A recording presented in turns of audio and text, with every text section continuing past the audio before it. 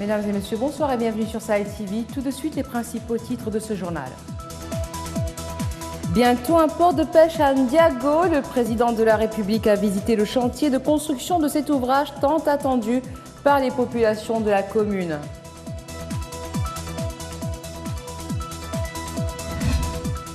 L'accord de pêche entre la Mauritanie et l'Union européenne arrive à son terme dans 3 mois. Une délégation de l'Union européenne est à Nouakchott pour discuter de son renouvellement.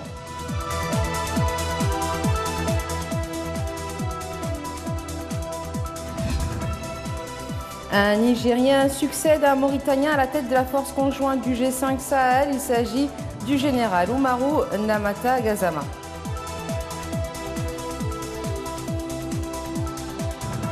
Merci d'être avec nous. Le président de la République, Mohamed Ould Abdel Aziz, a reçu aujourd'hui au palais présidentiel les présidents des conseils régionaux des 13 wilayas du pays. À l'issue de cette rencontre, le président du conseil régional de la wilaya du Trarza, Mohamed Ibrahim Ould-Seyid, a déclaré à la presse que le président de la République a informé les présidents des conseils régionaux qu'un décret sera rendu public très prochainement. Il renferme les prérogatives des conseils régionaux conformément à la loi créant ces conseils. Il a affirmé que la décision de créer des conseils régionaux et de les doter des compétences nécessaires est irréversible, précisant que cela exige une grande responsabilité, une persévérance et un travail soutenu pour la réalisation des aspirations des citoyens à travers le rapprochement des services de ces derniers partout où ils se trouvent. Le président de la République s'est rendu hier à Kermessène pour s'informer sur l'état d'exécution des travaux du port de Ndiago. L'ouvrage devrait impulser les activités de pêche dans cette commune dont les populations vivent essentiellement des produits de la mer. Sid Ahmed Beilatou.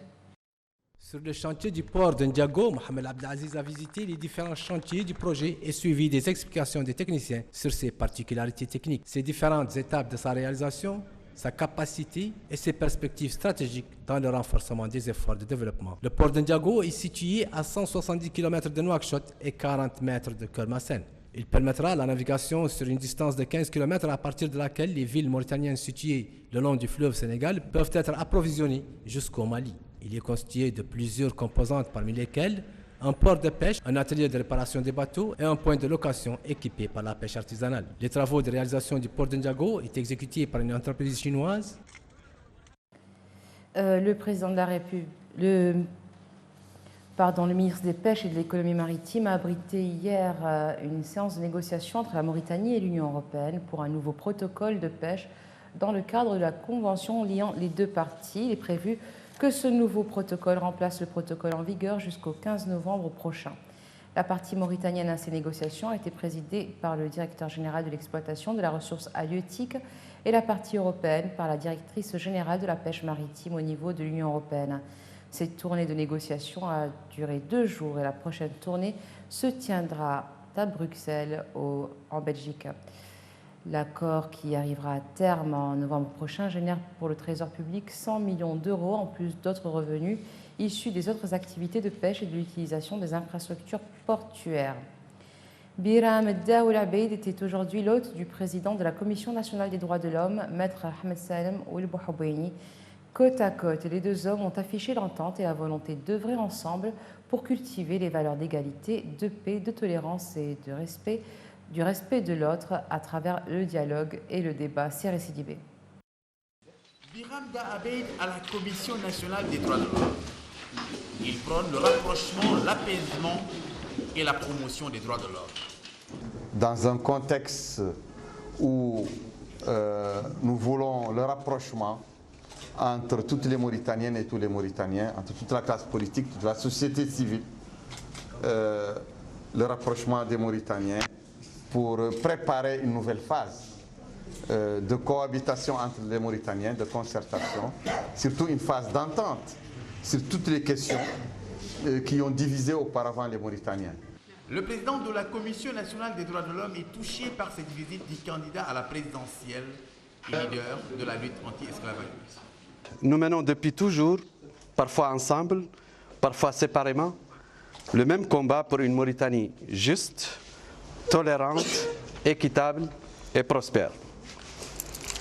Aujourd'hui, nous sommes honorés d'obtenir le soutien du président Biram au combat de la Commission nationale des droits de l'homme pour cultiver les valeurs de l'égalité, les valeurs de la paix, les valeurs de la tolérance et du respect de l'autre à travers le dialogue et le débat.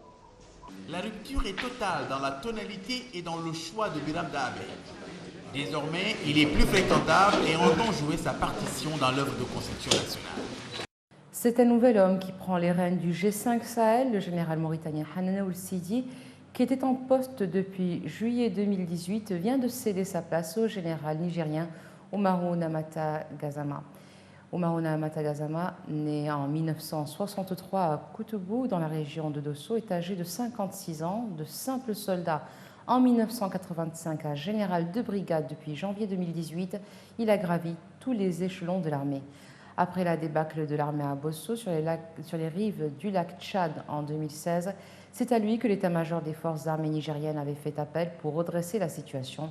Il a infligé d'énormes pertes aux éléments de Boko Haram. Il est également celui qui a mis fin à la mutinerie des soldats de Difa. La voirie urbaine de Nouakchott est en chantier dans plusieurs Moqataras. Ces travaux ont un coût pour les riverains et les automobilistes. Ces derniers se déplacent non sans peine avec les routes barrées pour cause de travaux. Retour à Siré-Sidibé. Des automobilistes désemparés et qui tournent en rond. Difficile de se déplacer en ce moment dans le quartier d'Arafat, notamment sur l'axe Poto 11, l'une des voies les plus fréquentées de la commune. Les autorités ont engagé des travaux qui ont rendu impraticable deux voies importantes et incontournables. Conséquence, nous sommes bloqués, l'accès à l'hôpital est coupé. C'est difficile. Les automobilistes ne sont pas les seuls à se plaindre de ces travaux qui évoluent lentement selon eux. Nous sommes ici sur la route située entre le Kbeid et Pékin 11 à cause des travaux. Les accès au goudron sont coupés. Tout le monde se plaint de cette situation. Boutiquiers et gérants des stations-service. Les désagréments causés par les travaux routiers en cours dans plusieurs Moukhatas de Nouakchott sont énormes.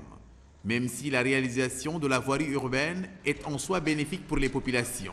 Cependant, les autorités doivent apprendre à donner l'information quotidiennement sur les travaux engagés pour permettre aux automobilistes d'éviter les routes barrées. Des centaines d'étudiants soudanais se sont rassemblés hier à Khartoum. Ils réclament justice pour leurs camarades tués dans la répression du mouvement de contestation déclenché en décembre dernier. Le rassemblement intervient une semaine après la signature d'un accord sur le partage du pouvoir entre les chefs de la contestation et les militaires à la tête du Soudan depuis la destitution en avril dernier du président Omar el-Béchir. L'accord n'aborde pas la question des manifestants tués depuis décembre. La répression a fait au total 246 morts, dont 127 pour la seule journée du 3 juin et 1353 blessés, selon un comité de médecins proches de la contestation. Les autorités ont parlé de 71 morts. Les paramilitaires des forces de soutien rapide sont accusés par la contestation et les organisations non gouvernementales d'être responsables de la répression du sit-in. Des bombardements du régime syrien et de son allié russe ont tué ce mercredi au moins 18 civils, dont 5 enfants dans le nord-ouest de la Syrie, selon l'Observatoire syrien des droits de l'homme. Parmi les 18 victimes se trouvent 10 membres d'une même famille, dont parmi eux 3 enfants, tués lors de raids aériens russes près de la ville de Khan Sheikhoun, dans la province d'Idlib, cible de frappes intenses depuis fin avril. Les 8 autres victimes ont été tuées dans des raids et tirs d'artillerie visant d'autres zones de cette province qui échappent encore au régime de Bachar el-Assad, selon l'organisation. Soutenu par l'aviation russe, le pouvoir syrien a intensifié depuis près de 3 mois ses raids aériens contre cette province dominée par des djihadistes, ainsi que les zones adjacentes dans les régions limitrophes d'Alep, Hama et Latakia. Boris Johnson, désigné hier chef du Parti conservateur, a été nommé ce mercredi en milieu d'après-midi Premier ministre du Royaume-Uni par la reine Elisabeth II. L'ancien maire de Londres, qui a été porté à la tête des Tories par les 2 tiers des 160 000 adhérents du parti, succède ainsi à Theresa May au moment où le Royaume est divisé et affaibli après 3 années d'une crise ouverte par le référendum sur la sortie de l'Union européenne. Lors de son premier discours devant la résidence du Premier ministre au 10 Downing Street, Boris Johnson a d'ailleurs promis de remplir la promesse faite par le Parlement à la population et de sortir de l'Union européenne le 31 octobre sans condition. Il a répété que si cela devait se faire au prix d'une sortie sans accord, son pays serait prêt. Le nouveau Premier ministre britannique a écarté une grande partie des poids lourds de l'équipe de Theresa May pour s'entourer d'eurosceptiques. Pendant près de 2 ans, le procureur spécial Robert Mueller a fait planer une menace silencieuse sur la Maison-Blanche. Ce mercredi, l'ancien chef du FBI, 74 ans, était auditionné pour la première fois au Congrès sur l'ultra-sensible enquête russe qu'il a supervisée dans le plus grand secret. Mais jeté contre son gré dans l'arène politique, il est apparu hésitant, mal à l'aise et fragile. Comme écrasé par l'enjeu, il s'est contenté de réponses à minima, faisant répéter des dizaines de questions en renvoyant de manière laconique à son rapport d'enquête. Mueller a redit que l'enquête a conclu que le gouvernement russe s'est ingéré dans l'élection américaine de manière généralisée et systématique. Concernant les soupçons de collusion de Donald Trump, il a déclaré « Les conclusions indiquent que le président n'a pas été disculpé des actes qu'il était accusé d'avoir commis. » Il a assuré que le président peut être poursuivi pour entrave à la justice après avoir quitté ses fonctions. Et voilà, ce sera tout pour aujourd'hui. Tout de suite, le rappel des titres. Bientôt, un port de pêche à Ndiago. Le président de la République a visité le chantier de construction de cet ouvrage tant attendu par les populations de la commune.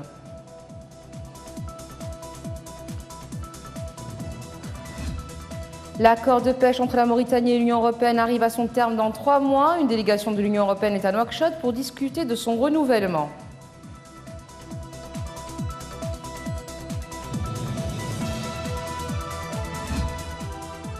Un Nigérien succède à un Mauritanien à la tête de la force conjointe du G5 Sahel. Il s'agit du général Umaru Namata Gazama.